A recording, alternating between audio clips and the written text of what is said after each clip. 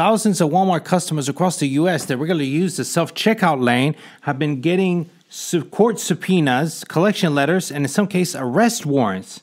That was the case for a 70-year-old Regina King of Phoenix, Arizona, who was arrested at her home last week. The reason why?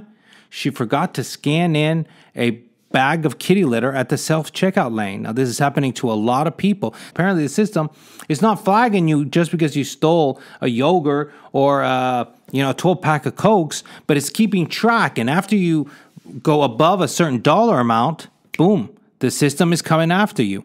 Like I said, some people are just getting collection letters or small subpoenas, but others, if the dollar amount is high enough, they're getting arrested. Apparently, Miss Regina King, it was not just about the kitty litter, but over the course of a few years, she had ran up quite a bill on forgetting this, scanning this, and forgetting scanning this. So now, every time you go to Walmart, if you choose to use the self-checkout lane, you are risking your freedom. I guess, Walmart and these stores, they did it to themselves because they have been pulling live cashiers off the line and promoting these self-checkout lines. And as soon as you take people off the floor, well, theft is going to increase. And I've covered theft so much, these mass shoplifting epidemics where 10, 20 people rush into a store and just steal everything. Unfortunately, this isn't what's causing most shrinkage. Most theft that's happening in stores is actually happening basically almost every transaction in some stores where people use the self-checkout, they scan one thing in, they throw the other in the bag. They have these weighted scales, but people find a way around it, And apparently, though, AI and the camera system is good enough to keep track of these things. I'm telling you, you steal something, you think you made it out the store, and that's the end of it. It's not. The cameras will follow you all the way to your car, get the plate of your car, and they'll have your ID. Or if you buy something and you pay, boom, you're giving them your identity right there. That's what's sad. I mean, for the serious criminals, they're getting away scot-free because they're rushing in, grabbing something, running out, that's it.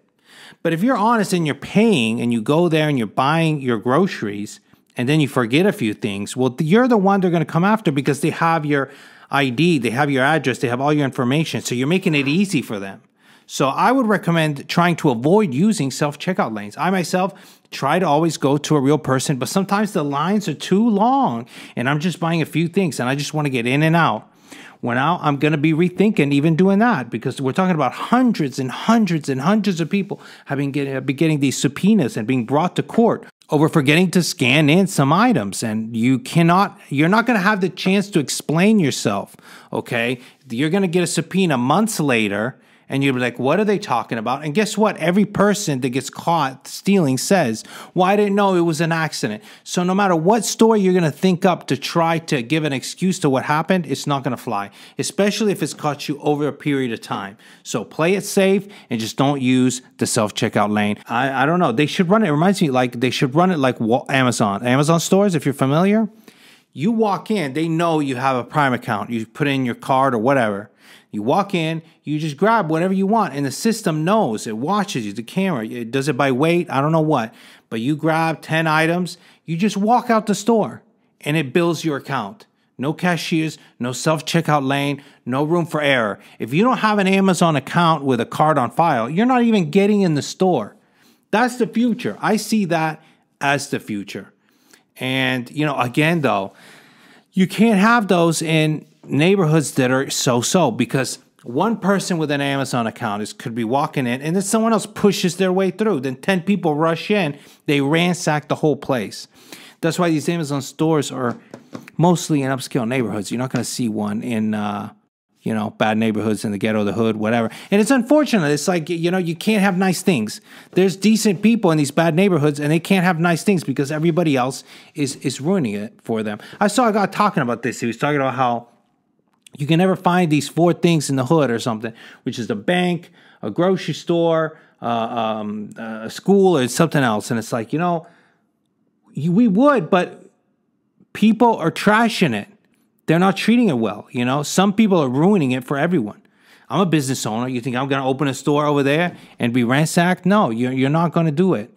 You're not going to take the risk. I don't know. It's the same thing with those gas stations. And now they're having to hire people with M4s outside, marching around outside the gas station. Can you imagine living in Philadelphia, going to get some gas, and you got freaking armed guards that look like paramilitary people walking around. This is the world we live in. And to us, this is the new normal. This stuff doesn't happen in the rest of the world.